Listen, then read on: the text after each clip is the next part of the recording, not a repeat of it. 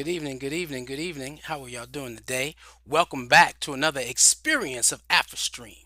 Okay, we are coming a little late today. Was gathering some information and some more information and some more information. Doing another part of this series when they're dealing with the issues of Russia and Ukraine and the Pan-African perspective of this experience and how we are trapped in this particular experience.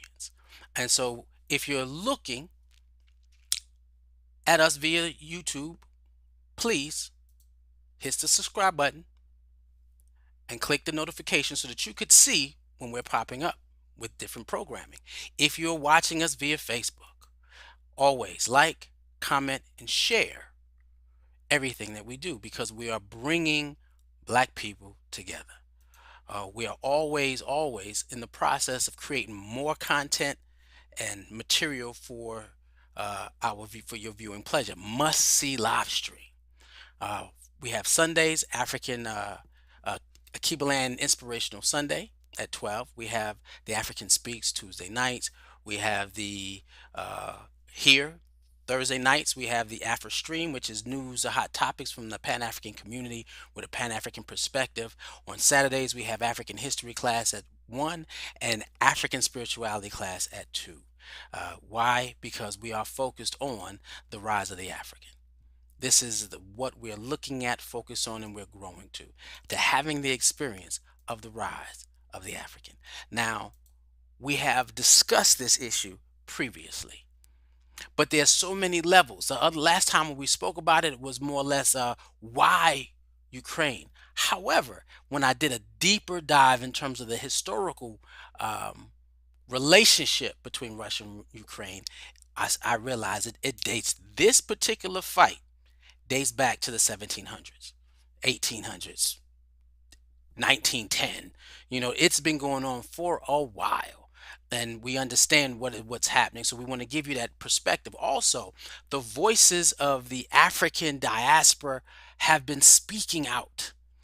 And so as we continue, we want to talk about the voices. We want to first encounter the voices of the African diaspora that has been speaking out. Let's take a look and see what our youth, Pan-African youth, and when we understand that we here at Afristream do not see any separate relationship between us and anybody that look like us. Okay, we want to make sure that that's understood. Hold on, I'm looking for something. There is no separation from us and anyone that looks like us. And so, doing some technical things. Oh, what happened here? Yeah, we getting it. There we go. We gotta make sure that the studio's still there. And so we don't take this scenario lightly. I know when I was looking at it with the footage that you're about to see, I was looking at it, I felt somewhat connected to the youth of the African diaspora having a problem getting home. Quick look.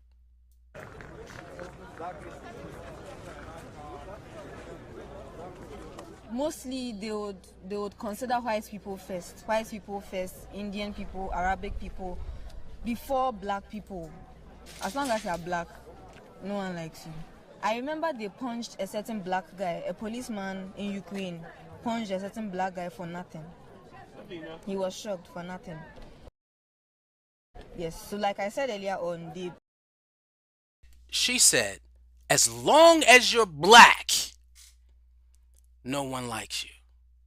Sister from Ghana, trapped in Ukraine, trying to get home, and they're not being allowed on the train, or having scenarios where you are not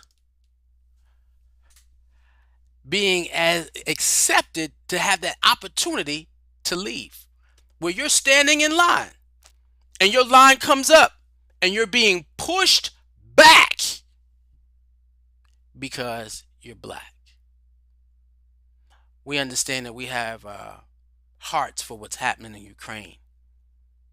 But what this shows us is, let us start having a bigger heart for something that we've been enduring for more than 400 years now worldwide.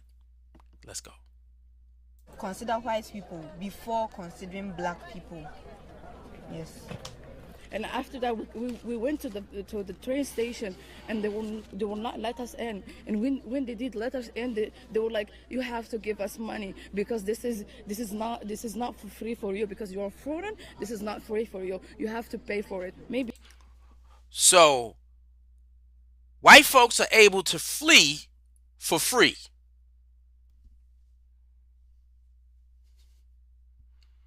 But we have to pay for safety. What if we do not realize that we have to come together as a people globally? And I understand we have to take care of home first. But when you here in America and you have the privileges that we have, and you have the influences, the access to technology and education, and utilizing the mechanism of capitalism to grow our wealth, for us not to have an agenda or be a part of a program or a movement as a people, it's a travesty to who we are as black people. A lot of people talk a good game, and when I usually ask them, well, what program that you are a part of within your community that allows you to have a voice and allows you to speak up and fight for the human rights of Africans all over the globe, African diaspora all over the globe. And they usually have nothing. They're just a mouthpiece. Ain't that something? We have to take this situation to heart and seriously. When you have kids in another country studying, trying to better themselves, and when a war breaks out, it is what it is in terms of war because we can't stop governments, at least not yet. Can you imagine the experience when we can have discussions with governments as black people rather than just, well, we do have some people in the sea, and we're going to get there. We're going to see the brother Nigeria, I believe. But let's continue. Let's get this. Wait. It's a war. Maybe people start feeling stressed. They want their people to get first. Of course, everyone wants their people to be safe, so they had to express that in a way. So I understand that, but at the same time, you should at least say it in a nice way. She said she understands that you want your people to be first. Now, if you're standing in line and you're trying to get into a country, you're trying to get out of the country, you're saying, "Whoa, you're a foreigner, you're black, you got to pay, you can't come in here. This is not a place for safety for you. And if you want safety, you have to pay." She said, "I understand that if you're trying to take care of your own people first." Ain't that something? Just say it in a nice way. We understand your racism. You ain't got to be mean with your racism, especially in the middle of war. Just tell me to step back nicely. You don't have to, you heard the sister, black man got shot just to get shot by Ukrainian police. What's going on over there? This should urge us even more to be a people. Let's continue. Ukraine, there is some kind of these bad things. There are so many people there, and the police don't let. They do like kind of racism against foreigners. They let Ukrainian people cross first, and then they let us cross. But I don't speak in general. There is some few cases that do that. Not in general. He's saying that there have been some children or some kids or some students who have homes elsewhere who are able to get to safety. So everybody's not expressing. He's saying, I've seen situations where some areas it was fair. Now, with that being said and done, the system made the statement that everybody is, we need to find a way not to have this happen to us as a people. I understand that you want your people to go first, but in the middle of war, you don't have to be mean about it. Again, let us have a Pan-African perspective on what's happening on the hot topics of the diaspora.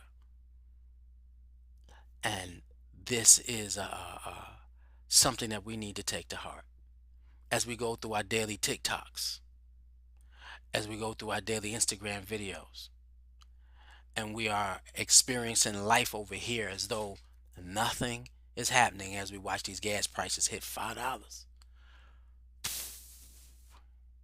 It does affect us economically. I'm gonna dig in on that thing where I saw that Biden sent 15 billion and somebody made a joke online, said, wait a minute, we've always had the money for reparations and we just finding this out. You're gonna send it to the Ukraine? I'm gonna do more research on that 15 billion and see what's going on with that. I need to dive a little bit deeper. This next clip is Kenya. And they said the spokesman for Kenya. I'm getting too relaxed today.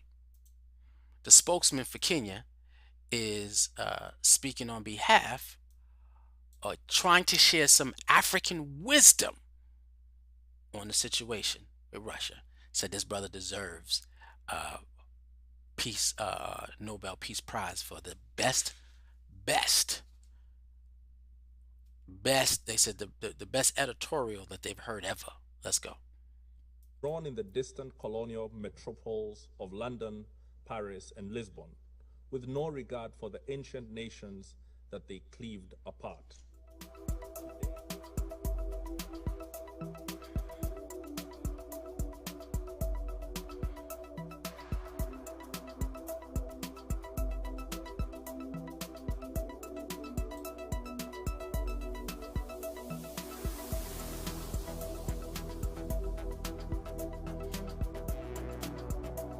Kenya and almost every African country was birthed by the ending of empire. Our borders were not of our own drawing. They were drawn in the distant colonial metropoles of London, Paris, and Lisbon. Now, he's saying that during colonialism, they carved up Africa and they separated peoples. They separated tribes. They separated bloodline and families. We had no control over choosing our own borders. Let's continue. With no regard for the ancient nations that they cleaved apart. Today, across the border of every single African country live our countrymen with whom we share deep historical, cultural, and linguistic bonds. Relationship, lineage, bloodline, right? And so if you to understand what's happening with Ukraine and Russia, we're going to drop that after this, but I wanted you to hear his words and then see how his words are actually reigning so true in terms of the situation. In Africa, every country here has been subjected to the separation of brotherhood according to someone else.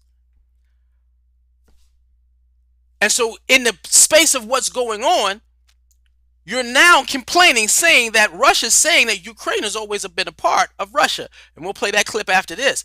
But this brother was given some deep insight in terms of what does it mean to move forward in peace. Man, let African wisdom reign. Let me let the brother keep speaking. At independence, had we chosen to pursue states on the basis of ethnic, racial, or religious homogeneity, we would still be waging bloody wars these many decades later. Say it. Now, again, please keep the ear, because when we shoot over to Russia and let you listen to what Russia's doing, and we see the relationship, he's saying, wait a minute.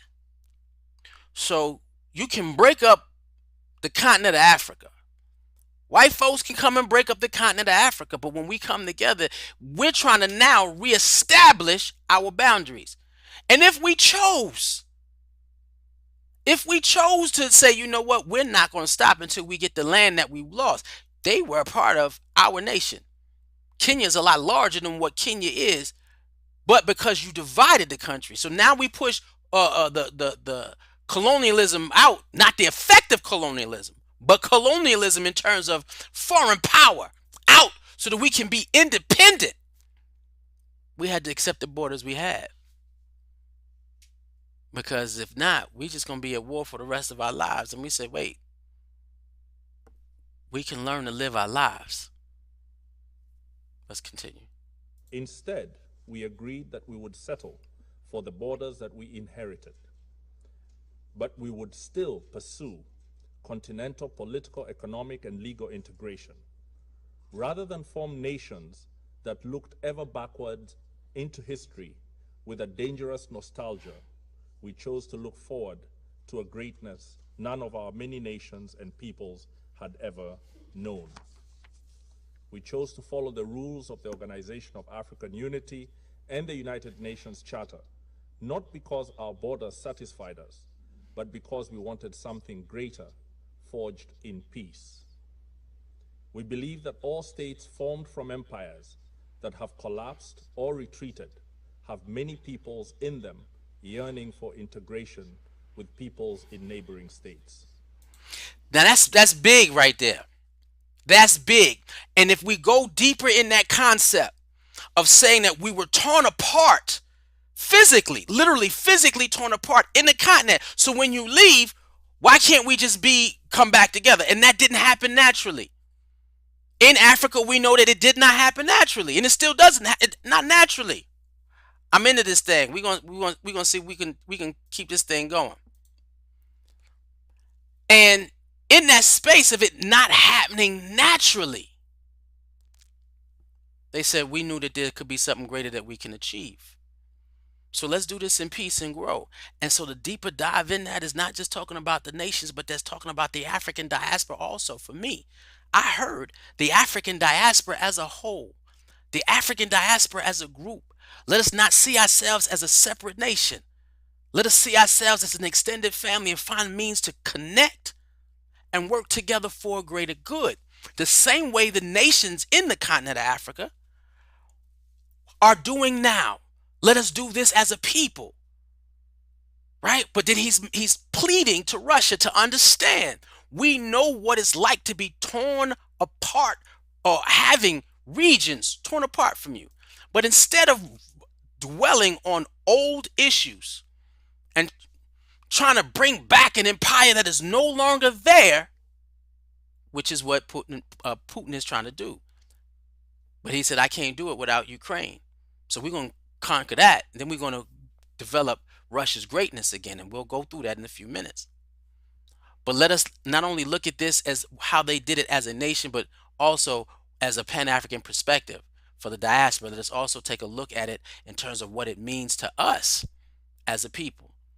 Even in our neighborhoods, when you sit down and gang fighting, you don't have to kill each other. You can actually work together and help feed each other the way you feed each other. I'm just saying, blue and black and red, or blue and red, or whatever the colors are. Key color is melanin. Melanin. And if you want to hear more about the God particle that we share, I see you on the African Speaks next week. Let's continue. This is normal and understandable. After all, who does not want to be joined to their brethren and to make common purpose with them? However, Kenya rejects such a yearning from being pursued by force. We must complete our recovery from the embers of dead empires in a way that does not plunge us back into new forms of domination and oppression. We rejected irredentism and expansionism on any basis, including racial, ethnic, religious, or cultural factors. We reject it again today. Now, from this point on, what you're going to see is how they prayed. Very good speech from the Kenyan ambassador to the United Nations. Man, heartfelt understanding. Now, get this clear. And I told somebody this the other day. The only way the world is going to understand what it means to live as a people is if a black people do it first. Because we've been through more atrocities on this earth after being empires, after being great nations, after giving so much to the world, and it's the jealousy, so they come and carve it up, and then they suppress Africa down. See Afristream. I mean, the African Speaks, because we dealt with that. How they are sucking it dry, and they said, well, when you have no more resources, we'll be done with you. But until then, we're gonna continue ciphering out everything. How everything is that we go through as a people derives from racism, that global racism, the global systematic racism. When you see that our kids, whether they, because we had some kids personally, we had some kids in our community who were struggling to get out, and then we had one come home, make it, and the other one is in Poland, and hopefully he's home by now. We were sending prayers that day. But we have to, if it's not us to teach the world how to be a people unto the Creator, who else is going to be? Who else can do it? His words of wisdom was like shining light. We got to move forward, and we got to move forward in peace. And we got to find ways to unite our brethren despite the separation of physical borders, because we know that there are no real borders that keeps us from connecting as a people. And so we'll come up with governmental policies, procedures, and regulations and rules to be a people. But we should always focus on knowing that we are people and working toward that. Let's do it spiritually, and let's accept our relationship and connection to our brothers and sisters in the African diaspora beyond this stream. Wherever city you're in. The other day I woke up and said, "Good morning, Africa."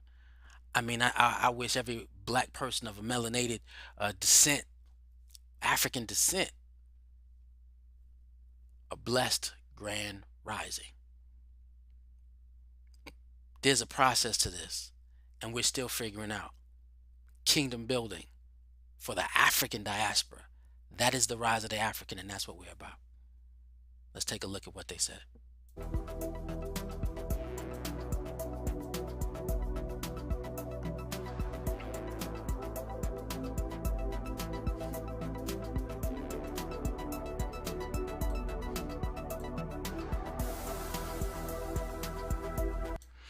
Now, these are other individuals throughout this, just saying these, just talking about this. Just talking about this. It's one of the most powerful things that could have ever been said in the most thoughtful way from a people who have gone through this already.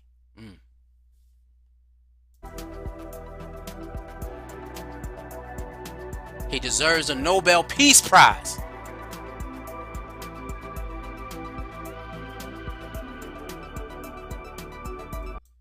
Now, this next one is just a lesson in history. It's going to show you how far back this goes with Russia. And so I'm not going to talk about it, but it's going to show you when you look at it how insightful the ambassador of Kenya's speech was. Because what Putnam is trying to do is reclaim a Russia that no longer exists. The greatness of the USSR. Ukraine had been for centuries, years, fighting for their independence, and when they got it, they were like, fine. And he said, okay, as long as you don't connect with NATO, he had hoped that we still have a chance to reconnect as one nation. And I'm not quite sure. We'll look at the history of Ukraine's long road to independence, and why Russia at this particular point, because if they signed NATO, Putnam knew that the dream of the old world was over. So we have a leader struggling, trying to rekindle the days of yesterday. And I personally know what that's like, being in a community who's trying to rekindle days of yesterday, not looking toward the future, and then finding pit holes and potholes and problems, trying to move forward, looking behind you. That ain't easy. And so sometimes hardship will make you say, we got to do things different, because this process of war will tear us apart and it won't work. And that's exactly what's happening. And we want to also make sure that, and then again, Kenya giving the best advice possible. Wow. So you will be able to respect the Kenyan ambassador's words by looking at what he spoke into in terms of trying to give Putnam another view and how far back this goes. He said, we understand how far back it goes, but it doesn't go far as back as the disruption of the African continent, because we're still working out, coming together. Let's take a look at the long road of Ukraine. President Putin falsely claimed that Ukraine was always a part of Russia. And just as he did the first time he invaded Ukraine, Putin made bogus assertions about pro-Russian Ukrainians being under threat. To help sort fact from fiction and gain a better understanding of how we got to this point, the NewsHour's Ali Rogan looks at the history of Ukraine and of its people's political independence. In 1991, at the beginning of the end of the Soviet Union, Ukraine declared independence after nearly 70 years under Moscow's control. And when Russian President Vladimir Putin took power a decade later, he began trying to get it back. Ukraine, he says, is part of Russia's family. I'm trying to see if this is loud enough. We will believe that Ukraine is not only our closest neighbor, but is indeed our brotherly republic. At a NATO summit in 2008, he reportedly told then-President George W. Bush that Ukraine was not even a country. And he repeated those claims last week before launching the invasion. Ukraine never had a tradition of genuine statehood. Modern Ukraine was entirely created by Russia. That claim ignores the centuries of history through which modern Ukraine took shape. It was first home to the Kievan Rus people, who were Scandinavian traders and Russia's namesake. Over time, it was absorbed by Poland and Lithuania, and then the Russian Empire and Austria-Hungary. A post-World War I treaty briefly recognized its independence, long enough to spark Ukrainian nationalist movements. The Ukrainian Socialist Soviet Republic was born in 1922. Under Soviet rule, Ukrainian identity was under constant threat. In 1932, Soviet leader Joseph Stalin deliberately imposed famine there, killing at least 3 million Ukrainians in a single year. 1932!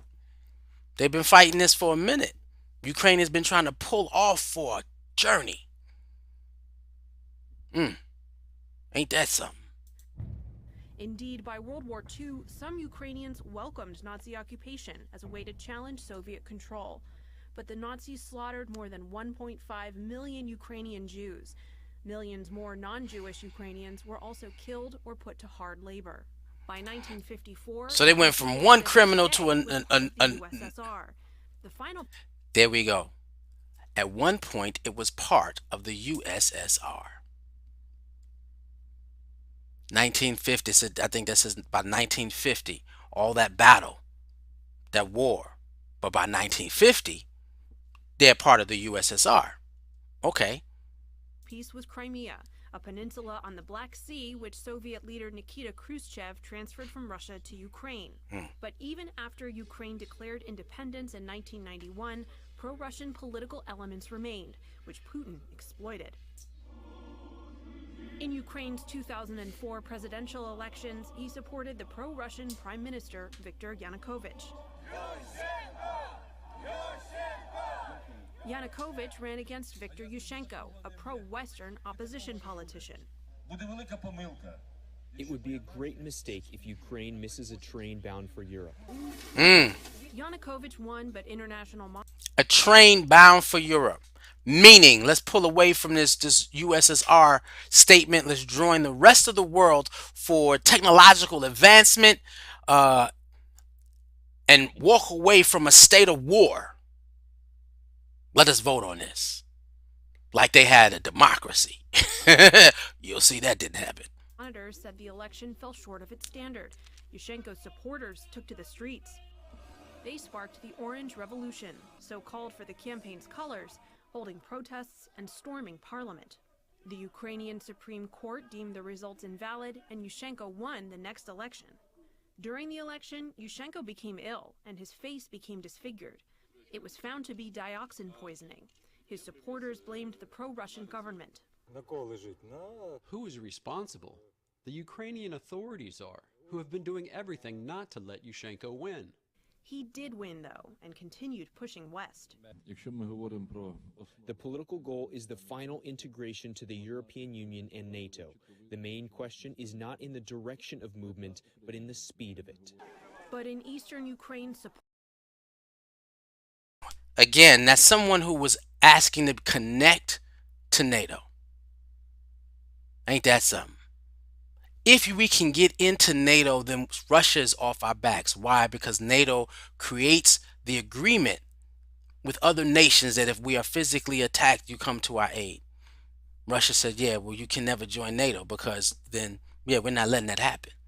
And at this time, and this back, I don't know what, 19 something, that's early, that's recent, 1990s or maybe early 2000s.